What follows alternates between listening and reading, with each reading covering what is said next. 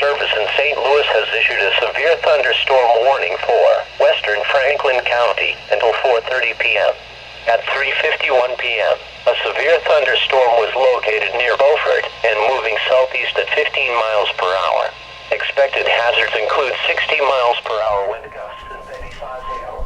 This is radar indicated threat. The National Weather Service in St. Louis has issued a severe thunderstorm warning for western. Tornadoes can be expected. Minor tree damage. This is awesome. Up to 1 inch in diameter broken. Locations impacted include Sullivan and Stanton. For your protection, move to an interior room on the lowest floor of a building. Torrential rainfall is occurring with this storm and may lead to flash flooding.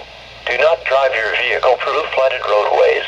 Repeating, a severe thunderstorm warning has been issued until 4:30 p.m. for the following county: Franklin County, Missouri.